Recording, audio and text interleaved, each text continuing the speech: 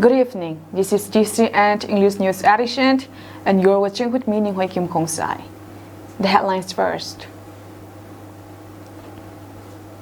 Mizoram Chief Minister Laldu Oma expects President's rule in Manipur. Kokomi seeks national focus on security advisors' comment on Kuki militants. News in detail. Amid fresh violence in Manipur, neighboring Mizoram's Chief Minister Laldu Oma has said he has been expecting President's rule to be imposed in Manipur.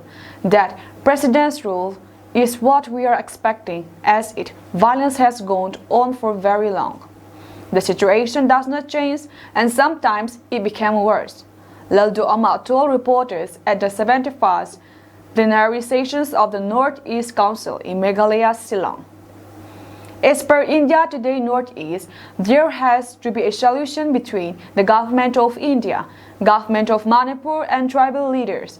The newly elected Mizoram Chief Minister said, adding, the buck stops at the Home Ministry. Mizoram has sheltered hundreds of people from the Kuki tribes who have come from violent hit Manipur, a state ruled by the BJP.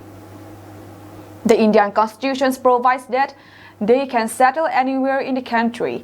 Unless normalcy returns to Manipur, we will look after them. Yes, it is the responsibility of the Home Minister to intervene if there is trouble anywhere in the country, Laldu Oma said. There has to be a solution between the tribal leaders and the state government. It must be mediated by the Home Ministry. We have nothing to do except to look after the people who are staying there, said the Mizoram Chief Minister who defeated Zoramthanga of the Mizo National Front MNF in the recent assembly elections. On December 12, Manipur Chief Minister N. Biren Singh has asked his Mizoram counterpart Laldu Oma not to interfere in the internal matters of Manipur, but rather give support in restoring peace. Citing comments by Laldu Oma on the Manipur ethnic tension between the Hill majority Kuki tribes and the Valley majority Métis, Mr. Singh has said, Laldu Oma must stop expressing views that are beyond his constitutional mandate. The comment was seen with concern in neighboring Manipur, where the Métis have accused illegal immigrants from Myanmar crossing over to India over a matter of decades, and a huge network of drug traffickers fed by thousands of acres of poppy plant cultivations in the hills as the core factors behind the violence that began on May 3, 2023.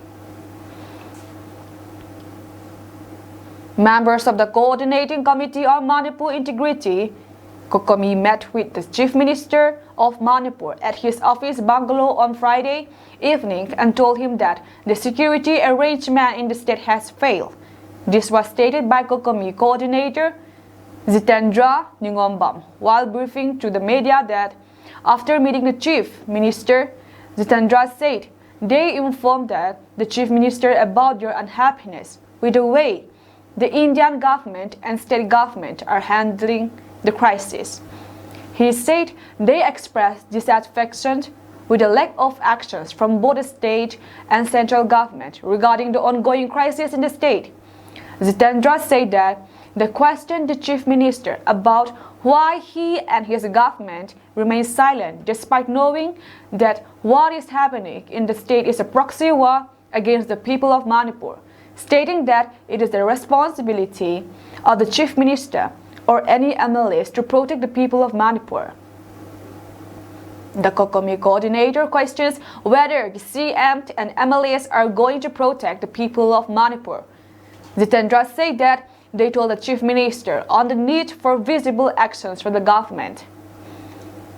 The Kokomi members also demanded that the state government to take a clear stance against the Kuki narco-terrorists, said Jitendra, and he warns that the government will face consequences if it fails to act within few days.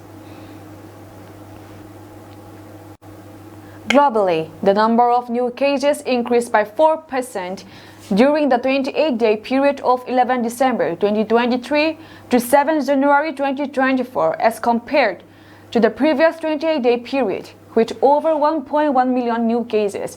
According to World Health Organization, the number of new deaths decreased by 26% as compared to the previous 28-day period, with 8,700 new fatalities reported. As of 7 January 2024, over 774 million confirmed cases and over 7 million deaths have been reported globally.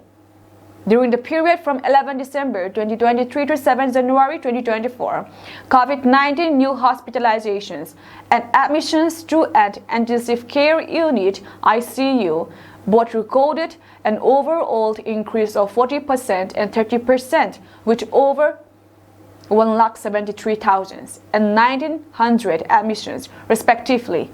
Globally, JN1 is currently the most circulating VOI and is now reported by 71 countries, accounting for around 66% of the sequence in week 52, compared to around 25% in week 48. Its parent lineage, BA.2.86, is stable and accounted for 7.8% of sequences in week 52 compared to 7.0% in week 48. The initial risk evaluations for JN1 was published on 19 December 2023 with an overall evaluations of low public health risk at global level based on available evidence. Joint study body Lamka today visited Martyr Cemetery second and holds an honoring ceremony of Kuki-Zo, who are victims of Métis atrocities in Imphal last year under the theme A Mouth in Stillness, a lifetime in tribute.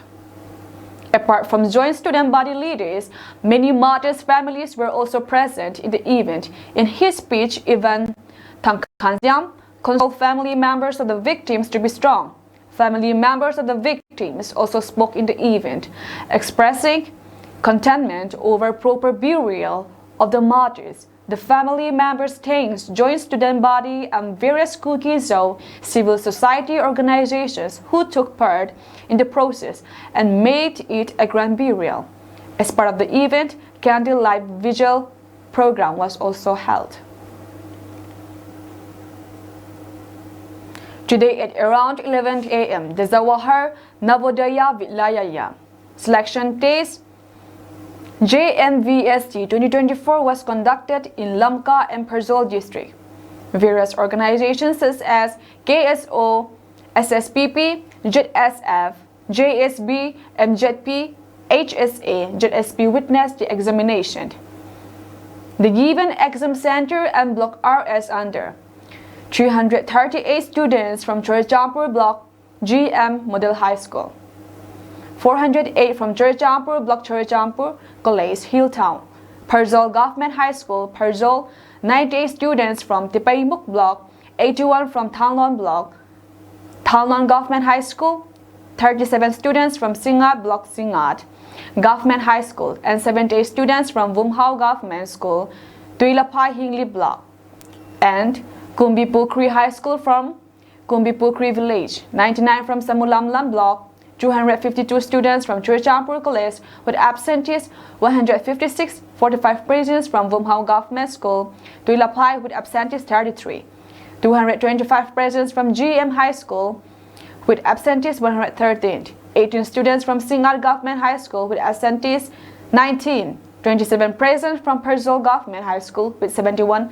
absentees, 26 present from Thanlon Government High School with 55 absentees, 69 students present from Kumbipukri High School with 30 absentees. The overall registered students were 1,139, out of which 662 students turned up for the exams and 477 students absent, which means 58.12% students appeared for the exam. The Manipur Naga Youth Associations MNYO issued a press statement expressing deep concern over the prevailing tensions of the state. In its press statement, the organization said that it stands at the forefront of promoting unity and understanding amongst diverse communities in Manipur. In light of political tensions, MNYO expressed deep grief for innocent bereaved families and extends a heartfelt appeal for reconciliation, recognizing the paramount importance of fostering peaceful coexistence. While navigating the intricate tapestry of Manipur's history and culture, MNYO is compelled to express its concern regarding what seems to be divisive politics at the national level. We believe that political discourse should be a unifying force, respecting and celebrating the unique diversity that defines Manipur. MNYO acknowledges the challenges and sensitiveness inherent in the historical and cultural fabric of Manipur. Our organization is committed to a collaborative and inclusive approach that transcends communal boundaries. This appeal is not intended to favor any specific community but to encourage open and constructive dialogue among all stakeholders, expressing dissatisfactions with perceived political maneuvering. MNYO asks leaders from all communities to come together in the spirit of cooperation by prioritizing the collective welfare of the people of Manipur. We can address challenges more effectively and ensure a harmonious future for our state.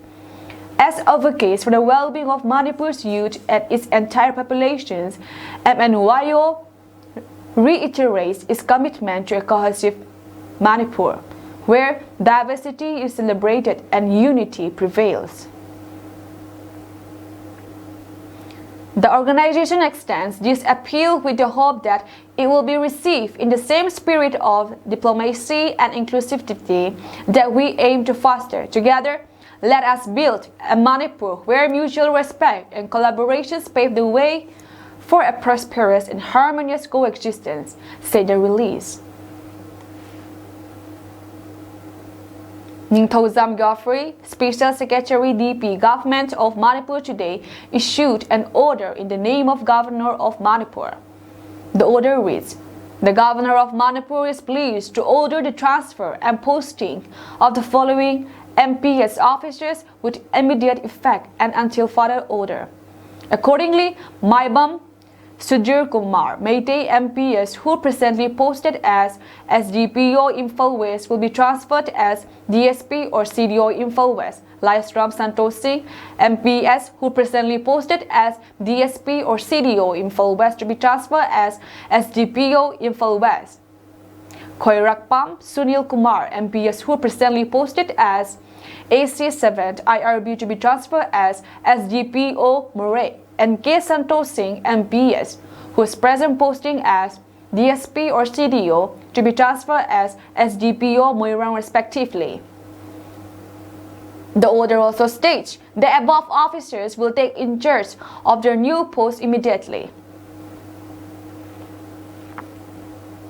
The alert and vigilant troops of Border Security Force of Border Outposts Sisumara and Borerelga, who were on special boat patrolling during the early hours of January 2024, observed some stealth and suspicious movement of suspected EFC in Hatsingimari under South Salmara, Mankachar district along the Indo-Bangladesh border. On further search operation, the alert and vigilant troops assessed the situation and immediately swung into actions and seized two suspected EFC boats loaded with sugar, said India Today Northeast. When the boats were searched by the troops, they recovered 228 sugar bags, 11,400 kg loaded on it, which were immediately seized. The total value of seized sugar is rupees 4,56,000 and the seized boat is rupees 1,65,000. The BSF troops of 45B and BSF committed to stop the trans-border crimes like smuggling, etc. by arresting of smugglers or carriers and seizing of contraband items which are illegally crossing the IB. The vigilant BSF troops immediately seized The consignment and initiated further course of actions of the seized items. Amid violence in the state of Manipur, the Mizoram government has been rendering aid in different ways. With the continuations of this gesture, advisor to the Mizoram Chief Minister, who is also an MLA of the state, S. Ginzalal wrote a letter to Mahmood Ahmed, Additional Secretary, Ministry of Road Transport and Highways, Government of India, and Managing Director, MD, NHIDCL, apprising him of deplorable road condition between Lamka and Mizoram and urged him to repair the road as soon as possible. In the letter, the MLA said National Highway 102 has been the only lifeline of Kuki-Zo, especially from Manipur, due to ethnic cleansing initiated by the Métis on May 3rd last year. The road has been deteriorating day by day, and as such, the MLA emphasized on repairing it before monsoon season arrives. The MLA requested Mahmood Ahmed, Additional Secretary, Ministry of Road Transport and Highways, Government of India, and Managing Director, MD, NHIDCL, to engage company and manpower under his company who are stationed in Manipur and Mizoram to speed up the road repairing process. Union Home Minister Amit Shah asserted that the country will be free from Naxalism in the next 3 years.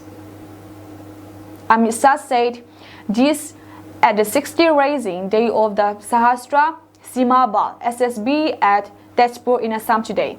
The Home Minister appreciated the role of SSB along with the Central Reserve Police Force CRPF and the Border Security Force BSF in reducing the Naxal effect in the country. As per News on Air, Amit Shah mentioned that the SSB is not only guarding the international borders but also playing a very important role in preserving the culture and heritage of the bordering areas of the country. He added that, along with border defense, SSB also ensured the participation of the local people in its efforts. He lauded the role played by the SSB personnel in recovering drugs and arms in border areas, highlighting the efforts made by the Modi government. Amit Shah mentioned that 1.75 lakhs new recruitment has been made in the last 9 years in the Central Armed Police Forces. He said that the recent amendment to the 3 bills would ensure speedy justice. The Home Minister said that from now onwards, FIR could be settled within 3 years. He also released a postal stamp on the occasions of the 60th Rising Day of the SSB along with inaugurating various departmental projects. An Israeli strike on Damascus killed 5 people in a building where Iran-aligned leaders were meeting amid tensions in the Middle East over the Israel-Hamas war. As reported by the Hindustan Times, the strike killed the Iranian Revolutionary Guard's intelligence chief for Syria and his deputy as well as 2 other Guard members, Iranian media reported. The Revolutionary Guard Syria Intel Chief, his deputy, and 2 other Guard members were martyred in the attacks on Syria by Israel. Iran's Mehr news agency said, while the Syrian Observatory for Human Rights said, as per news agency AFP, an Israeli missile strike targeted a 4-story building, killing 5 people and destroying the whole building where Iran-aligned leaders were meeting. The Monitor said, using a network of sources inside Syria, that the targeted area is known to be a high-security zone as it is home to leaders of Iran's Islamic Revolutionary Guard Corps, IRGC, and pro-Iran Palestinian factions. Observatory Director Rambi Abdel Rahman said they were for sure targeting senior members of those groups. The strikes, which occurred in mid-morning, the official SRN Sana news agency reported aiding an attack targeted a residential building in the Masjid neighboring Hood in Damascus resulting from an Israeli aggressions. The Masjid area is home to the United Nations headquarters, embassies, and restaurants, it added. Israeli missiles destroyed the whole building, and that 10 were killed or wounded in the attacks. Associated Press reported, during more than a decade of civil war in Israel launched hundreds of airstrikes on its territory, mostly targeting Iran's big force. These attacks have intensified since the war between Israel and Hamas began on October 7 last year. Recent ones have also been regular cross-border exchanges of fire between Israel and Hezbollah in southern Lebanon. However, Israel has not commented on these strikes. Earlier this month, a strike said to be carried out by Israeli killed top Hamas commander Saleh Arori in Beirut. That's all from us tonight, and we thank you for joining our program.